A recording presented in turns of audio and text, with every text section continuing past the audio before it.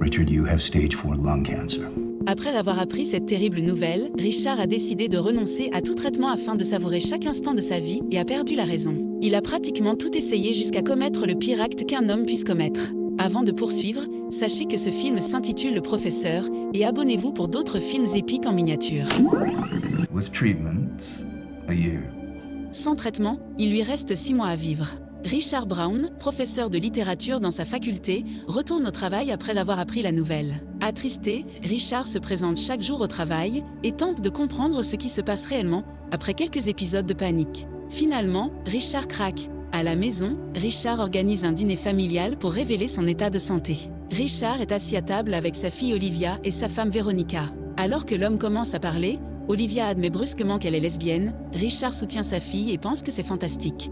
Veronica rigole et prétend qu'elle essaie simplement d'attirer l'attention de ses parents. Après qu'Olivia ait proféré des insultes, la jeune fille part précipitamment, indignée. Lorsque Veronica et Richard restent seuls, elle lui avoue qu'elle l'a trompé avec Henry Wright, le patron de Richard. « Pourquoi Henry ?» demande Richard. Henry, dit-il, n'est rien d'autre qu'un tas d'ordures sans couilles, et il exhorte sa femme à faire preuve d'un peu plus de goût dans ses aventures. Lorsque Veronica répond qu'Henry a des couilles, Richard lui conseille de choisir plutôt le plombier. Vexée, Veronica part à son tour, mais elle demande d'abord à Richard ce qu'il voulait dire au début du dîner. L'homme se moque brièvement de ce qu'il voulait dire, prétendant qu'il aurait trop cuit les steaks. Le lendemain, Richard donne un cours. En observant ses étudiants, il évalue le calibre des étudiants qu'il espère enseigner à l'avenir. Sans pression extérieure, il veut que ses élèves soient capables de lire des livres pour le plaisir. Et ceux qui ne possèdent pas ces qualités peuvent décrocher, et leur note sera automatiquement fixée à la moyenne. En revanche, ceux qui restent en classe n'auront qu'à lire un livre et à le critiquer devant leurs camarades. Et lorsqu'un étudiant demande à Richard d'aller aider l'animal ou d'appeler quelqu'un, Richard lui répond « Were you friends with her? Did you know her personally? By name? It's a fucking bird. » Presque tous les étudiants quittent leur place en réponse à la demande de Richard. Richard fait le tour du groupe restant et trouve une étudiante féministe parmi eux. Il déclare qu'il ne se soucie pas du féminisme et que la dernière chose qu'il souhaite en ce moment est de ne pas se soucier de la discrimination sexuelle de quelque nature que ce soit. Richard adresse un au revoir aux étudiants et annonce que le cours doit être annulé parce qu'il a un besoin urgent d'une défonce émotionnelle alimentée par du rhum. De plus, il attendra à son bureau toute personne qui sait où acheter de la marijuana parmi ses étudiants. Richard laisse ses étudiants perplexes en refermant la porte derrière lui. Après cela, Richard se rend dans un bar avec son meilleur ami et collègue Peter pour prendre un verre. Richard lui demande de l'aide pour obtenir un congé sabbatique et annonce à son ami la nouvelle de son état de santé. Peter tente de rassurer Richard malgré son anxiété en lui demandant de ne pas avoir de remords. Et Peter s'engage à lui apporter tout ce dont il pourrait avoir besoin. Le lendemain, Richard fait promettre à Veronica qu'elle ne doit pas parler à sa fille de leurs problèmes conjugaux et de la tournure de leur relation. Richard laisse également à Veronica la liberté d'avoir des relations avec son amant parce qu'il s'en moque, mais veut assurer la sécurité de sa fille. En même temps, lui aussi ne veut plus être fidèle à Veronica dans la tragédie de leur mariage et veut simplement un peu de liberté. Veronica est tout à fait d'accord. Le couple échange amicalement, tout en utilisant des médocs et des drogues pour déclarer leur nouvelle vie. Olivia fait rapidement les présentations, après avoir ramené sa petite amie à la maison cette nuit-là. Le couple continue à boire et à s'amuser. Veronica se lamente sur sa mauvaise réaction face à la confession de sa fille dans leur lit le soir, mais son mari est là pour la réconforter. Après avoir pris une cigarette à un étudiant, Richard apprend à connaître ses étudiants pendant son cours. Il demande à une jeune femme nommée Claire de se présenter, et il s'avère qu'elle est la nièce d'Henry, dont la femme de Richard a une liaison extra-conjugale. Cependant, Claire affirme qu'elle ne tient pas particulièrement à son oncle. Le professeur conseille aux étudiants de quitter la salle et de se rendre dans un bar. Là-bas, la serveuse les aborde et Richard commence à flirter avec elle, tout en transmettant aux garçons des connaissances sur le monde. Each and every moment, we are composing the stories of our lives. Let's aim to make it a meaningful read, or at least an interesting one. Richard dit qu'il doit tout de suite tromper sa femme en portant un toast.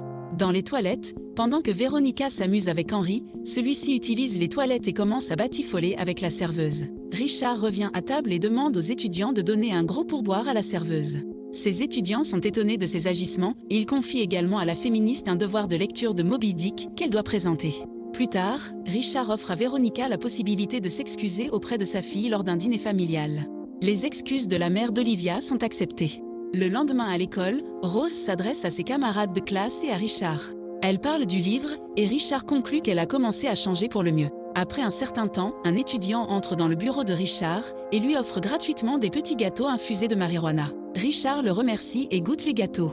Après avoir demandé à l'étudiant de verser du whisky, Richard accepte l'offre bizarre d'intimité de l'étudiant et s'approche du professeur. À la maison, Richard parle avec Olivia et lui demande si elle est heureuse avec sa petite amie. Olivia répond qu'elle est ravie. Le père, qui est plutôt fier et heureux de sa fille, lui donne quelques conseils sur la façon d'améliorer et d'entretenir sa relation. Le lendemain, Richard emmène la classe dans l'enceinte du campus. Il consomme de l'alcool et des substances illicites devant ses étudiants. Richard se détruit, mais Peter le soutient malgré les observations d'Henry. Peter finit par trouver un groupe de soutien pour Richard. Richard, lui, veut mourir en profitant d'un congé sabbatique dans la solitude, mais son ami insiste et finit par le faire venir. Le professeur fait valoir que les autres patients perdent leur temps et qu'il ne leur reste plus beaucoup de temps à vivre après avoir entendu leurs histoires. Personne n'accepte son invitation à aller s'amuser quand il le fait. Après avoir souhaité bonne chance à tout le monde, Richard et Peter se rendent dans leur taverne préférée. Richard exprime ses pensées à Peter et lui dit qu'il ne veut pas attendre la fin mais plutôt partir en voyage. Alors que Peter se prépare à partir, Claire entre dans le bar et Richard ordonne à un Peter plutôt ivre d'appeler un taxi et de rentrer chez lui. La jeune fille lance une chanson et Claire offre un autre verre à son professeur. Juste après, Richard lui révèle son diagnostic et Claire exprime son admiration pour Richard et lui demande de danser avec elle. Pendant la danse, Claire essaie d'embrasser Richard, mais celui-ci s'évanouit et est transporté d'urgence à l'hôpital. Une fois sorti de l'hôpital, Richard est interrogé sur ses allées et venues, il s'excuse mais ne dit rien à sa femme. Richard reçoit un appel d'Henry pendant sa journée de travail, et ce dernier menace de priver le professeur de sa liberté en raison de ses récentes actions. Richard prétend être au courant de sa trahison. Et maintenant Richard menace de dénoncer Henry à sa femme. En échange de son silence, Henry est obligé de donner son accord à Richard pour partir en congé sabbatique. En classe, Claire parle à ses camarades de la nécessité et de la valeur de l'amour dans ce monde, en jetant un regard triste à Richard. Richard termine son discours sur la nécessité de vivre sa vie comme on le souhaite et sans limite. Sinon, tout cela n'aura servi à rien d'exister. Richard tombe malade en travaillant dans son bureau et s'effondre sur le sol. Lorsque Peter trouve Richard dans cet état, celui-ci prétend avoir entendu des anges l'appeler, mais Peter invite son compagnon à l'accompagner à l'église. Richard se confie à Peter sur ce qu'il ressent à propos de sa vie. Il semble déjà dire adieu à un ami. Lorsque Peter perd les pédales et se met à pleurer, ils se prennent dans les bras pour s'apaiser. Plus tard, Richard et Veronica assistent à un dîner d'affaires qu'Henry a organisé. Devant son mari et sa femme, Richard se précipite vers la femme d'Henry et lui donne un baiser ardent. Henry fait comme si de rien n'était. Au cours du dîner, Richard se lève et informe tout le monde de son état.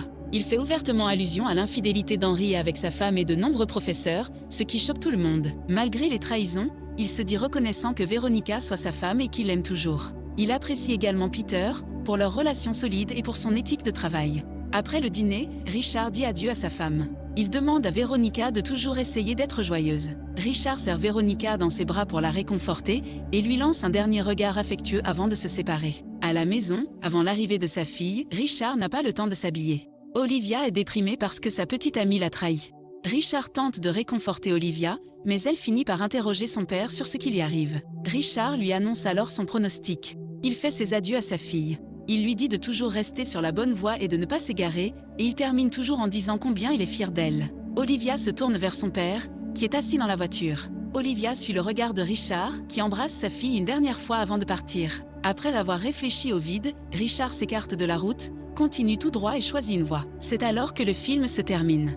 N'oubliez pas d'aimer nos vidéos, de nous dire ce que vous en pensez et de vous abonner pour recevoir des notifications sur les prochains films épiques en miniature.